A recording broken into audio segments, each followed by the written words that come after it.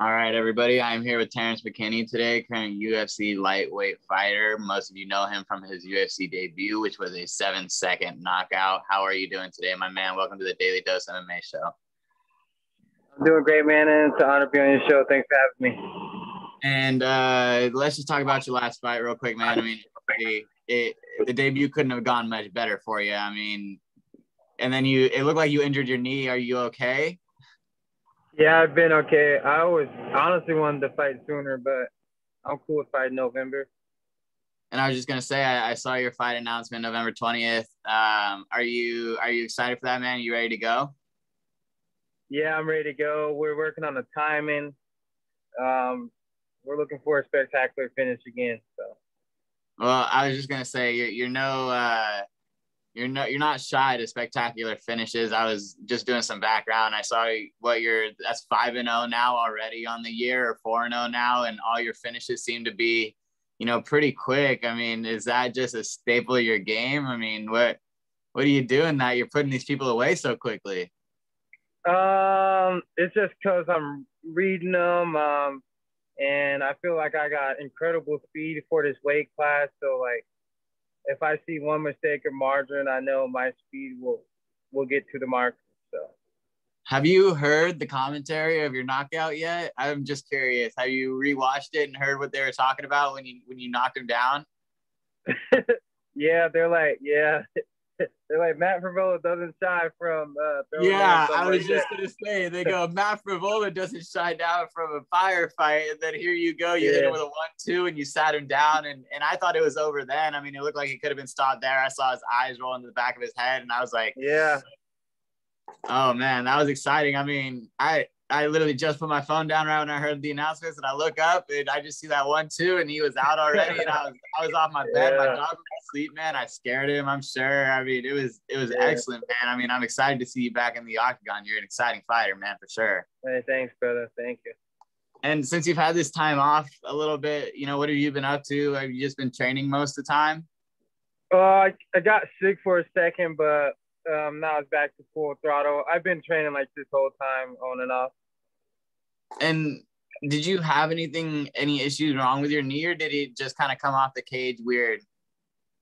It was more my calf. I strained my calf most bad. I couldn't flex it for like 3 weeks, my calf.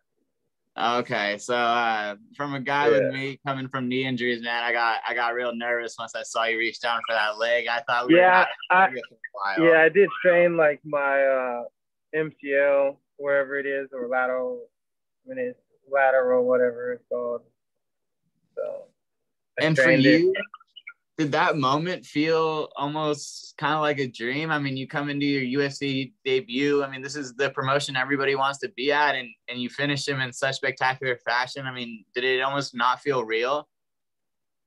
Yeah, it was unreal, like the whole event. I knew I could get the job done. I knew I could knock him out. But yeah, to do it in 7 seconds, yeah, couldn't ask for anything better. I mean, is it surreal when Joe Rogan's kind of standing right there, putting the microphone in your face? Is that kind of the moment you realize, like, oh man, I made it? I was like, hell yeah, because he didn't come up to no fights yet, so I knew I did. I made a statement just like I wanted, so I was so freaking stoked. And have you already kind of started watching film on your next opponent yet, or are you in now? Yeah, I am. And I got to watch him fight live. He fought like 2 fights before me, so I got to watch the whole fight. I know he doesn't do good when fighters put the pressure on him, and that's the kind of fighter I am. And I'm looking to cut him off the cage, and he thinks he's going to escape, and he's going to see another thing coming, and I'm going to let him put him on his ass, honestly. And I was just going to say, I mean, obviously the game plan, not shying away from last fight's game plan of ending it in 7 seconds. But I mean, if we do get to see more than 7 seconds of fighting this time, is there anything you kind of want to show more than, you're just this one power guy, or is that enough for you? I want everyone to be mysterious. What does Terrance got? What is he good at? I just want them to keep him guessing, and it's going to strike fear in the vision, because they're not going to be able to really study what I do, because no one can really do what I do. Only I can. And I was watching some of your past fights before the UFC, and you actually have a first round submission. And I have to say, man, it was a pretty slick submission for, you know, this guy that's being taught as a one punch power guy. I mean, is your ground game something you maybe want to show off a little more, or, you know, just keep them guessing like you said? I could just grapple this dude, but like I said, man, I'm really trying to just knock people out all year. I already told all my teammates before this year started, I was like, people like, yo, they're gonna wrestle him, he's a striker. This guy I was fighting when I was in LFA, like, yo, he strikes. You gonna wrestle him? I was like, nah, man, I'm looking to put him unconscious. Like, I truly believe, like, if I land clean, I can put any man down on the planet at my weight class. Well, I was just going to say, if you continue to go for, I mean, these first round knockouts, your fan base is just going to grow immensely, man. I mean, like I said, it was a great way to start the card, man. That clean knockout. I mean, depending on when you want to say the fight should have been stopped, you could, you know, arguably have the UFC record for the fastest knockout. I mean, you and Jorge Masvidal were, you know, this close with that flying knee, man. I mean, it was super exciting. Is there any time off between this training camp and that last fight? Did you get to like take any vacation or anything like that, or were you just back in the lab? Yeah, I took like 2 weeks off and then I was back to training. And in those 2 weeks, man, what were you up to? You just kind of relax at home, or, you know, who's Terrance Mckinney outside the octagon? I went to San Diego. I went to Miami. You know, I was just trying to live my best life for a little bit. Okay, so where are you located now then that you're back at training camp? I'm back in Spokane, Washington, with Warrior Camp, ready to shock the world again. And I heard it was pretty smoky up there with the fires and everything and such. Are you good up there? Is it too bad with the air quality and such? It was getting bad, but it's finally clearing up, and I'm very grateful for that. I feel like that was one of the reasons why I got sick, honestly. Like, I usually never get sick, but we got through it. And is there anything you see out of your opponent now that you're kind of wary about or anything like that? Anything that you kind of maybe need to look out for, or do you feel like you're just going to dominate this fight through and through? I really just want to see where I'm at as a striker, you know. So I plan on standing up the whole time, and if the round's close, you know, I'll sneak in that takedown, and I don't think I feel like it'll be effortless to take him down. I wrestled in college. I've been ranked number 2 in the nation. I placed at FIBA Nationals. So, like, if anything, I tell people, I truly feel like I'm ready for anyone in top 10 in UFC. Like, I feel like I'm one of the most well-rounded fighters right now in my weight division. And I was just going to say, I mean, obviously you don't get paid by the hour, you know, you get paid to show up. So, you know, you want every fight to go and end fast, but is there any part of you, you know, that maybe wants to stay in the octagon just for maybe like a 2-round fight, just to kind of get your feel back and show people, you know, there's more to you than just what we saw in that 7 seconds? Nah, man, I'm a killer, dude. It's kill or be killed for me. Like, people want to look cool, flashy. Like, I'm really trying to catch a body, whether that's submitting you, knocking you out. I'm right away, like, we're fighting. Like, I'm playing no games. Like, I ain't trying to dance around, look cute. I'm trying to make people, I feel like I'm trying to get 50K every time, to be honest. Like, that's the kind of fighting style I'm coming for. Like, I want 50 G's every fight, man. So is it a safe bet to put Terrance Mckinney first round knockout then? Is that what you're telling me? Yes, sir.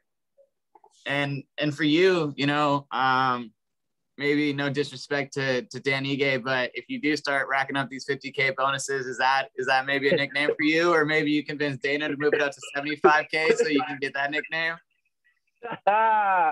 Yeah, we need Dana to make it 35 G's.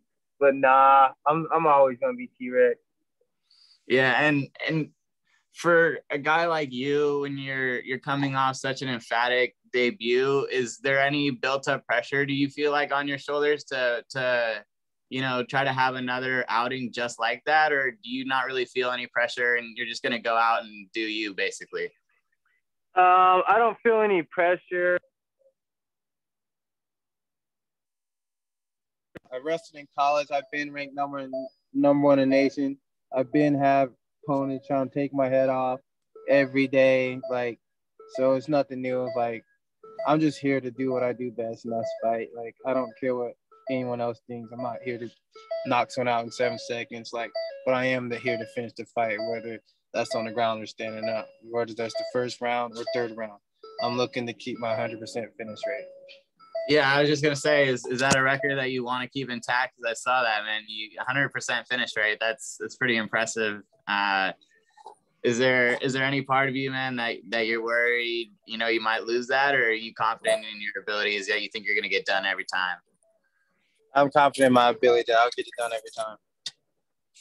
And one last thing, and I'll kind of wrap this up because I know you're busy, but when you're doing these new UFC events compared to, you know, where you used to fight, is there any more like media obligations, and do you feel any more nerve going into a UFC octagon compared to your other octagon fights? No, like I said, like I feel like just wrestling at the level I did and being in college, being ranked number in the nation, like always doing interviews, like I feel like God truly prepared me for this moment I'm in. And I feel like I'm at the perfect stage of my life where this is everything's just gonna go as planned, you know, no telling where I'm about to be at in the next couple of years. And I'm excited to see what goes. And for you, is the rest of 2021, you know, obviously you have this fight in November. You're going to take probably the rest of the year off. Going into 2022, what is a perfect year looking like for you? How many times do you want to get in the octagon? I'm looking to fight every 2 months. So I'm looking to get another 6 fights in at least next year.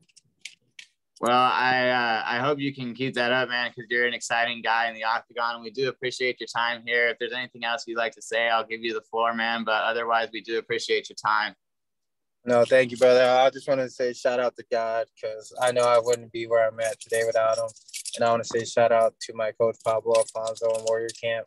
And shout out to UFC, shout out Dana White and Sean Shelby. I'm ready to make history again. All right, everybody. Like we said on the show, put your money down. Terrance Mckinney, first round knockout, November 20th. Good luck to you, man. And I can't wait to see you fight again. Awesome. Thanks, brother. Man, goodbye, everybody. Stay blessed, bro.